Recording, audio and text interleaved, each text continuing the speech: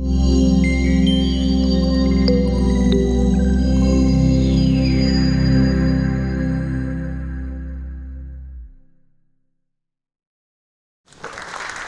you very much, David. Angela, thank you as well. And Sid, wonderful job. Yesterday was an amazing day, and hopefully we can replicate some of that today. My role today really is to serve sort of as a primer for you. We've got a lot to cover, wine, spirits, and beer, to just give you an overview of what's going on in America and some thoughts. Many of you, I understand, are considering entry into the U.S. Some of you have already started, and many of you, as we've just heard, have done very, very well there. But I'm going to give you the takeaway right away, right up front. I'm in the industry, I hate to say this, about 33 years. And I can tell you, as a company that has specialized in helping new brands enter the market, wine, spirits, and beer, there has never been a period like the one we are in today in terms of the potential for new brands to enter the marketplace. It's what I call the perfect storm, where you have a combination of consumers who are thirsting for new products, who are utilizing social media in a way that we've never seen before. And if you're a big brand in America right now, and I'm talking about the real big ones, a brand like Grey Goose or Absolute Vodka, just to pick a couple of them, it's very tough for them to grow. And if somebody told me 5 years ago that a Patron tequila or a Grey Goose would be losing volume 5 years, I would have said virtually impossible. So the big brands are having a lot of trouble. The new brands coming in are filling a position now. They are now acquisition targets like they've never been before, because the big companies, I'm not suggesting that you're here to sell your brand, but a lot of brands in America are built to be sold. Again, I'll talk a little bit about that, valuations and all. It's an incredible time in America right now. And so with the heritage you have here and the quality you have here and the ingenuity and what you've done before, and with the new millennials coming in, I see nothing but incredible potential.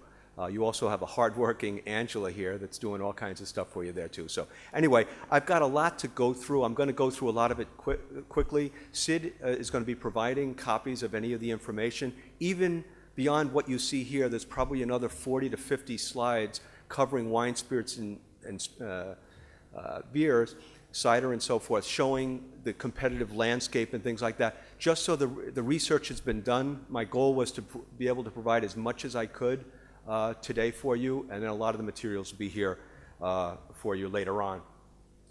Again, we'll get through a lot of this quickly. I just want to mention right out of the gate that a lot of the information is coming from combinations of Beverage Information Group, Nielsen. A lot of it is our own data from MHW and so forth, but sources are mentioned throughout. Typically, I like to just give you a sense of the size of America and where beverage alcohol stands in relation to other beverages. And obviously, we're fourth here behind soft drinks, bottled water, and then we have coffee. But we're gaining. Coffee's at 18%, and wine, spirits, and beer clearly growing. But when you look at the total size of the market, clearly we're dominated by beer. Very quickly, if you look at America, it comes down to really three numbers. We're at close to 3 billion cases of beer. We're at about 327 million cases of wine, 9-liter cases, and we're about 225 million cases of spirits. Those are the big picture numbers. What's happened in the last year, in 2014, beer, following a trend, was down 0.5 point. But again, that's off of 3 billion cases. And then, of course, wine and spirits up, as you see. Looking at 5 years, and this is one of the most incredible statistics that we deal with every day, is the fact that beer, at 3 billion cases, when you're losing those kind of numbers over a 5-year period, you see the jumping to wine and spirits that's happened. And that's in spite of the fact that crafts have been on an incredible surge within those numbers. Imports have also held their ground, although we'll talk about that in a moment. Big thing here is blurring across the lines. American consumers today are jumping across wine, spirits, and beer in an unprecedented fashion.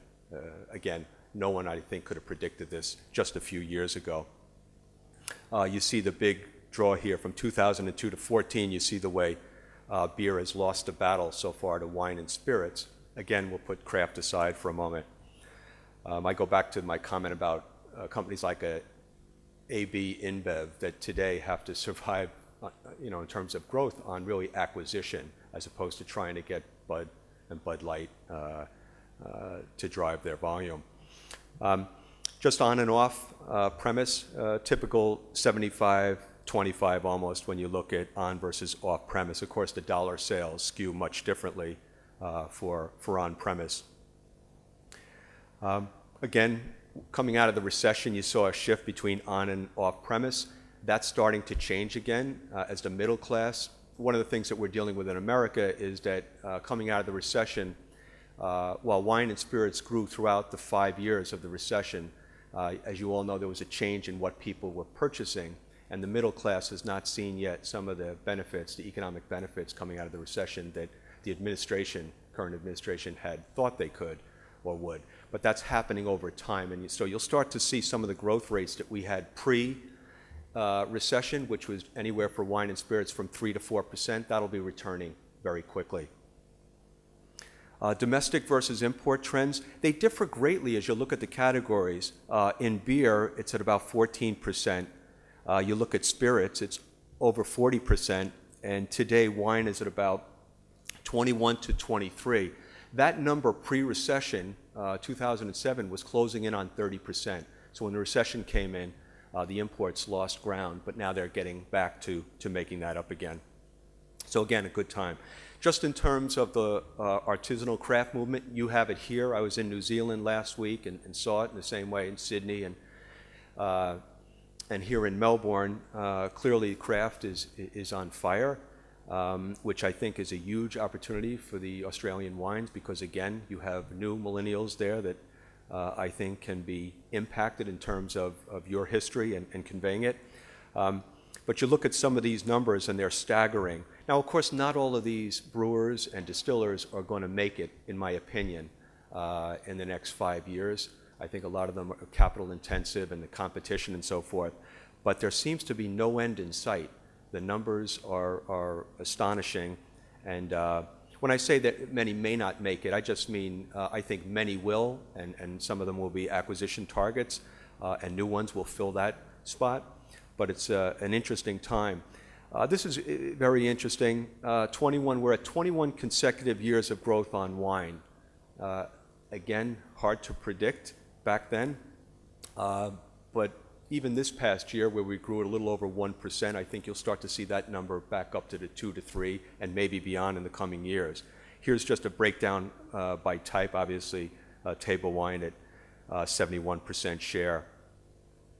As they say, fish where the fish are. The top 10 wine markets here control the majority of the business. You can see almost well over 60% in those markets. And if you take California out, then you start looking at the real import markets right below that. And you'll see that in order to be successful in America, and I'm sure some of the guys that folks like Matt and so forth, they understand that key markets drive this thing in America, and that's where you want to stay focused in the beginning. It's a big country, but if you cut it down into chunks like that, it's an attempt, I think, to be successful. Just to show you, these are some of the trends that we've seen in the last year off-premise, off of Nielsen, but you see that 12 to 14.99 range is where a lot of the activity is. And again, there's healthy growth in a lot of these spots, but that one in particular. And a big difference, obviously, from the recession. If you look at these changes, percentage changes in price points, where things are going, and where the growth is today. And again, it's a little bit of a commentary on the economy and the current administration, and with the efforts that they're doing to help the middle class, which I think when you look at this, you can see oftentimes policies, as you know, take many years to kick in. And the president that's residing over these policies today is usually out of office by the time some of that benefit comes in. And I think, again, you'll see that in the coming years. New Zealand seems to be at least off-premise in the last year, running very favorable. Red blends are a big story in the U.S. And the number of retail outlets and a very positive move. Some of you may have read, Starbucks is now has tested wine in some of their locations, that's suddenly going to open up tremendous doors. On the beer side, even Burger King, some of the fast food burger places, which think about the numbers there are staggering, if they start getting into beer and wine products, which I think is going to come over time, that opens up more and more opportunities. I'll just spend a minute on direct-to-consumer, and I'll do a little editorial here because down in Washington we're working closely with the government on this issue. Direct-to-consumer in America things don't move as freely, obviously, as they do here in Australia and over in the EU and other places in the world. But what is coming is that we know it's growing at a rapid rate. It's almost $2 billion in sales. In 2014, it'll cross $2 billion this year, and you're still at under 2% of the market. The problem is that the majority of that is going towards domestic wineries. And so there's a lot of pressure that we're putting on down in Washington to make sure that the imported wines can be treated the same way domestic wines can be from a direct-to-consumer. Because over time, that's going to hurt share between imports and domestic. And so there's some movements afoot down in Washington. There's a treaty right now going on, negotiations with the EU, and this point has been brought up. And so hopefully we'll see that happen soon. Just for clarification, it would mean that your importer or an importer could actually serve as your direct-to-consumer shipper. They would bring the product, store it, and ship it the same way a winery could in America. They're never going to allow a wine to be shipped directly from an outside country to a consumer because of bioterrorism, and they need an importer of record and so forth. But it would be the next best thing for the suppliers. Just real quick on beer, you can see some of these trends, and brands like Miller, Coors, and Budweiser are getting hurt badly. Here's the key, beer categories by type, and obviously, again, the big guys, the lager beers, which have historically been the big volume players. That has changed dramatically. Notice craft at about 8%. I really look at a number like that, craft, and when they say 8%, if you take out Sam Adams and a couple of the real big guys, you're down to maybe about 3 to 4%. But tremendous growth in there, and I see it here, of course, in Australia. Here are your top 10 beer consumption states. Again, same message as before. They're controlling a large part, those 10 markets, of the U.S., and so you just need to be successful in a few of those before the fire starts. And again, some of the beer trends. One misleading thing about the imported category for beer is it is dominated right now by the Mexican beers. If you take out Corona and Dos Equis in America, the import products are not doing as well as they had been pre-recession. So they're coming back, slowly coming back, but Mexico is dominating on the imports. But I would again expect that to change in the next 5 years. And just quickly on spirit brand trends, again, 16 consecutive years of growth. Again, right through the recession, still had growth in every year. These are your major categories. Bit of a change, we didn't expect this. Vodka represents about 1/3 of every spirit consumed in America. It had been growing for the last 14 years.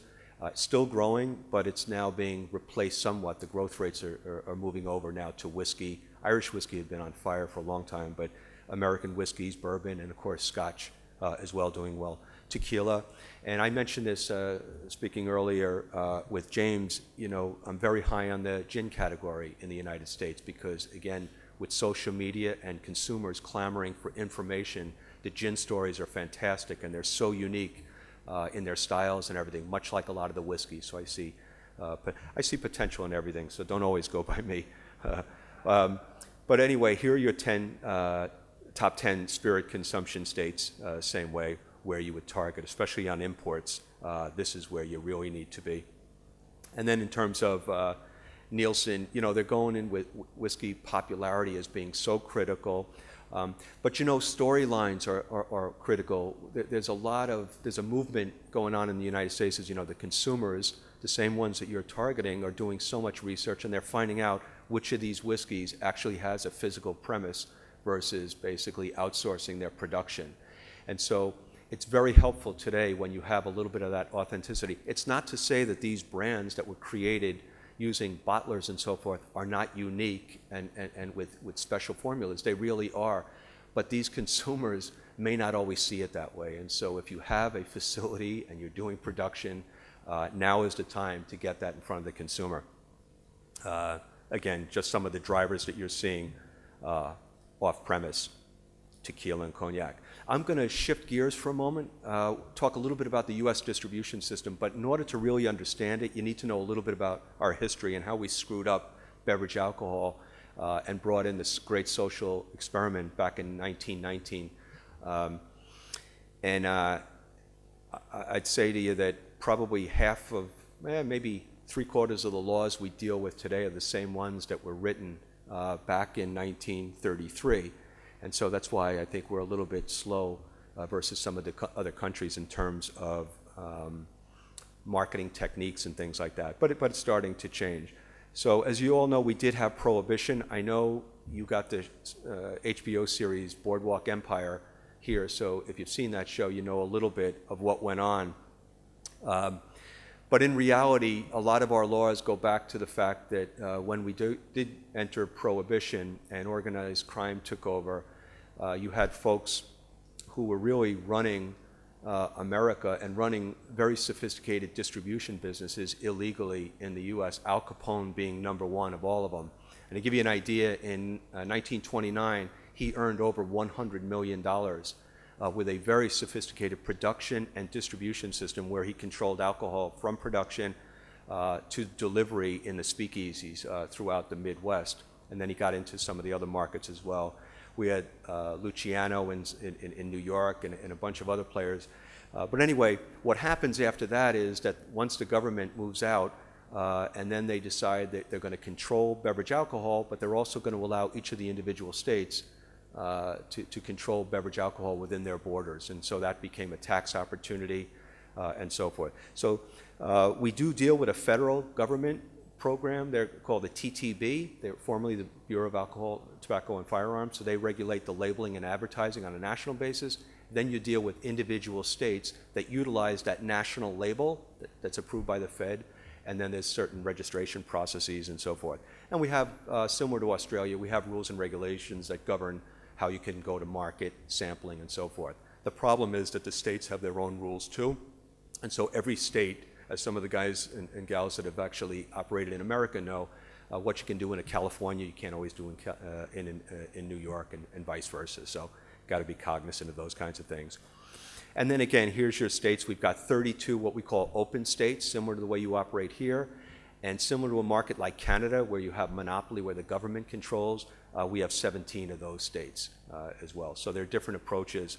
But at the end of the day, the government is about a couple of things: protect the public, collect the taxes. Those are really the key things.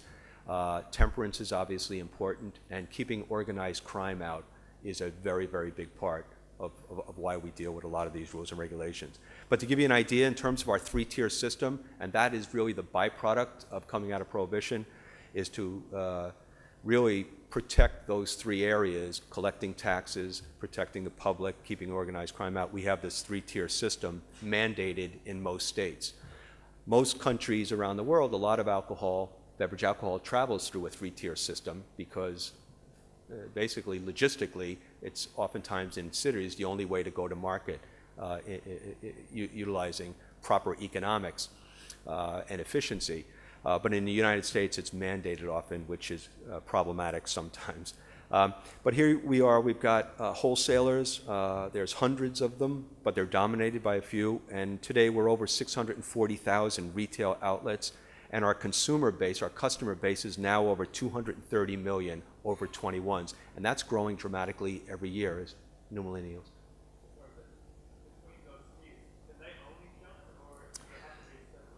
Yeah, in the tiers, the big one, the big brick wall, actually falls between the wholesaler and the retailer. That's the big one. In our particular case, I'm an importer located in New York and also a wholesaler in New York, California, New Jersey. So you can cover two of the tiers there. The one thing we can't ever do is get involved in the retail trade. There are a couple of states where you can't be a wholesaler or an importer, but it's very rare. But to answer your question in general, the retail is where the big wall is.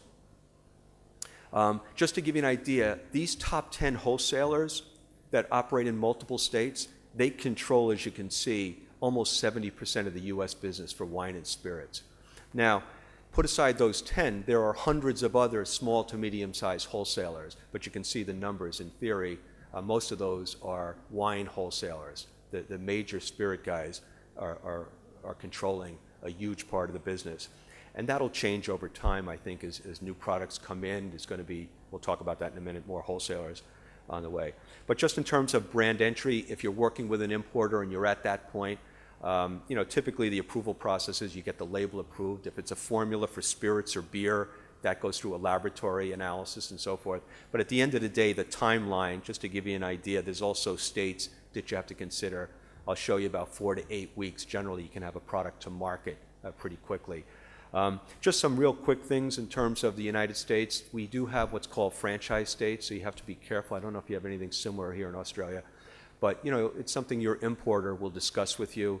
But if you hand your brand in certain states, like a state of Georgia, trying to divorce yourself from the wholesaler is a lot harder than getting actually a divorce from your wife or spouse. It's a incredible process. But again, these go back to rules and regulations and protectionism and things like that that exist for many, many years. So you have to just be careful of things like that, and contracts are very important, obviously, in America. Other legal considerations, intellectual property. A lot of people think, oh, if I get my label approved by the TTB in the United States, am I protected? The answer is actually you're not. Yes, you have a label in use, and that can help you a little bit, but it's not the same thing as filing for trademark. So that's a big, important element in the United States. You'll find that out early. If you launch a product and you didn't get your trademark search done, you'll probably hear from somebody pretty quickly. Even though they may be dead wrong, you want to make sure that if you're investing in a brand, that the trademark is protected. So here's just a quick example of a brand approval launch time. If it's wine, you can get a label turned around in 3 weeks, registered in the state in another week to 4 or 5 weeks, depending on the state. Maybe up 2 or 3 states have 8 weeks. And then you're in a position, the importer can ship to a wholesaler. So it's relatively quick process. And then, as I said, states have unique rules and regulations. These are just examples of some of the differences. I'm going to touch very quickly, conscious of time, on wine brand economics, but what the 3-tier system means, for example, for a $9.99 bottle of wine. So using just this example, a case, a 12-pack 750s that a supplier shipped over to America and charged $29 would have freight of close to $5, federal tax and duty about $3.30, some miscellaneous charges for peer pickup, customs broker, and then the importer's margin. In this case, it was under about 25%. Typically, they could be looking for anywhere from 25 on up. For spirits, they can get up well above 50%. And then from there, there's a price to the distributor, taxes, and then a markup and a margin to the distributor and the retailer of somewhere in the neighborhood of about 33% margin. This happens to be on wine. It's there for your reference. I'll make one point here about our economics for brands. Our tax structure is among the most favorable in the world. I would probably say is the most favorable. Our tax rate in the United States on beverage alcohol has not changed since 1991.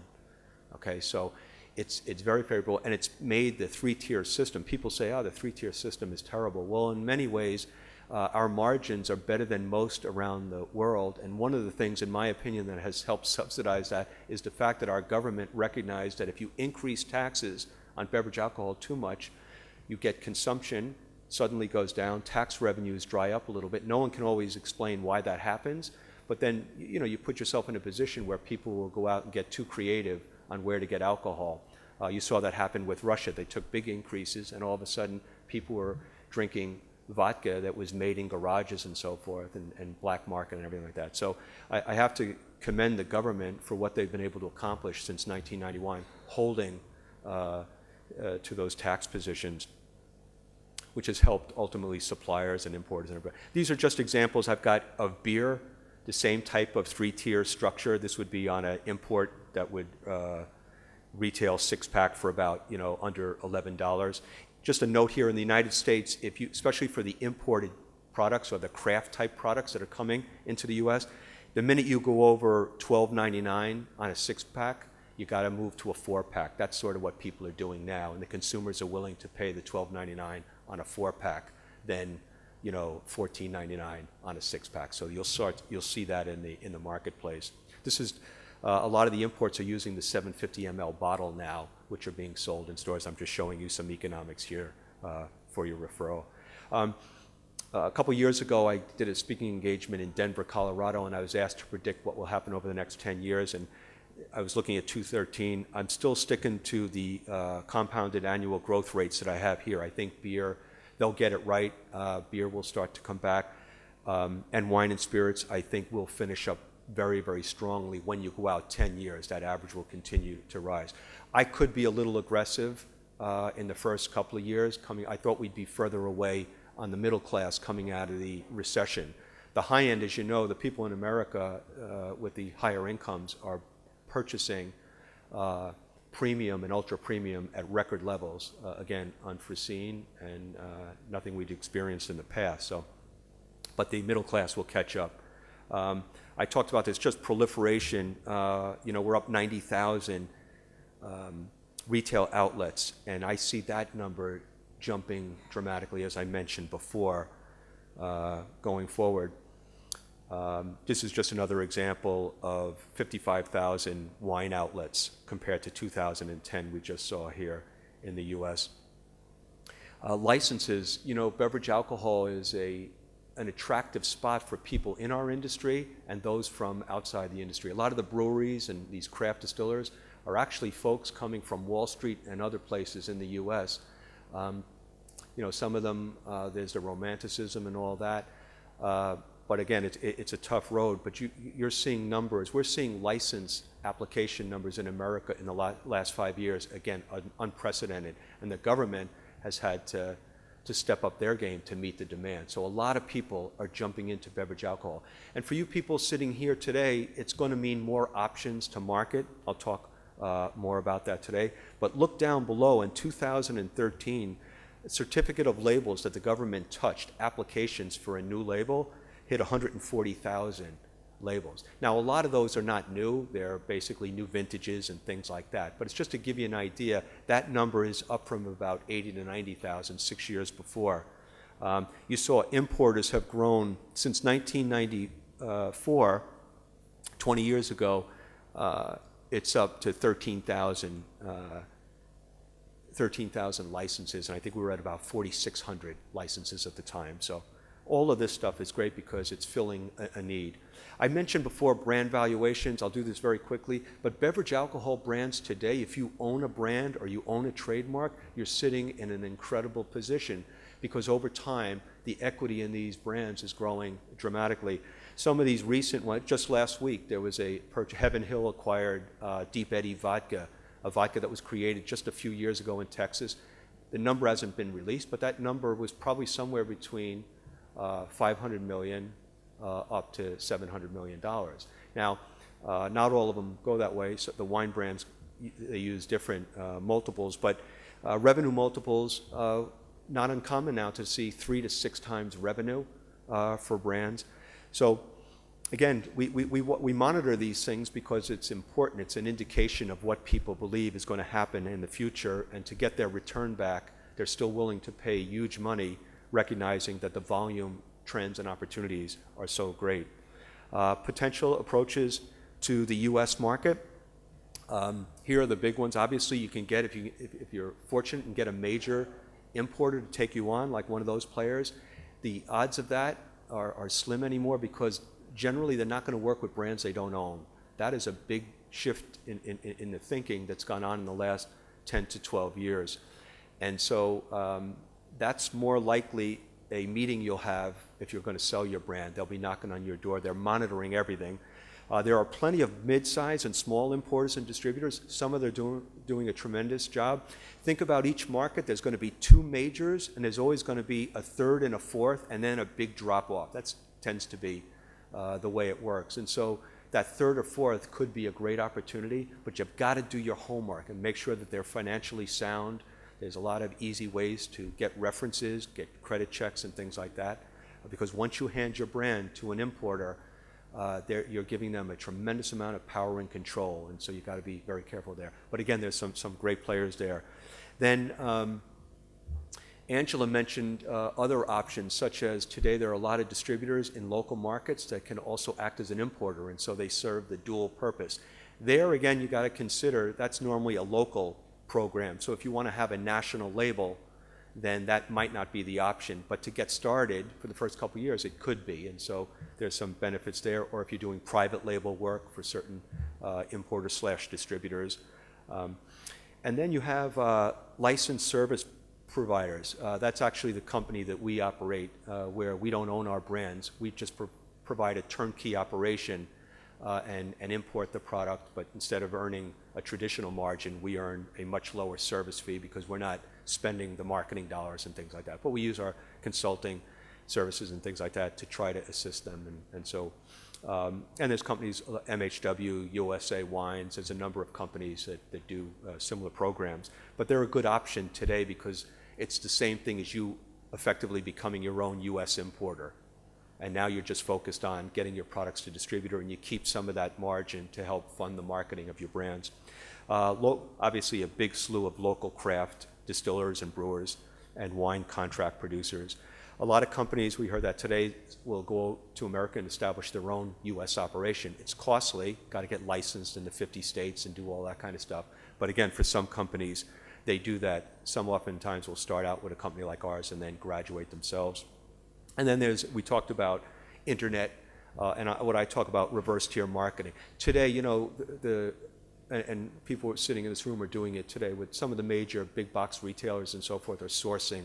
And oftentimes if they come to you, then you start from there, the reverse, where once they select your wine, there's companies like ours or they know others that'll actually serve as the importer. And then there's what they call the friendly wholesaler who will take a reduced margin just to assist in the process to meet the laws and so forth. So that's the end of my presentation. I went through this very quickly. I'll save a couple minutes for questions. But as I said, I've got about another 40 slides that goes into a deeper dive into beer, wine, and spirits for you that shows who the competitors are, what the growth rates have been, again, what markets are performing. So if any of you have any additional questions or need research, Sid will, as I said, will be more than happy to get that to you. And I just want to say this was my first trip to Australia. It was also in New Zealand. And I have to tell you, the country is absolutely beautiful, far exceeded. In America, we always hear great things about Australia. But I'll tell you, the people here, everyone you meet, remarkable. We think we have nice people in New York, I'll tell you. So you're all laughing. But maybe that's what the difference is, such a big difference. But anyway, the Australian people are just amazing and obviously continued success. And I know you're embarking on sort of the next chapter, and the opportunity, as I started with, for you guys, it is incredible because you have the knowledge, as I said, the resources, you have the talent, and you've got it all here together. So it's a matter of working smart, which I'm sure you'll do, and succeed again. Thanks very much. If there's any questions.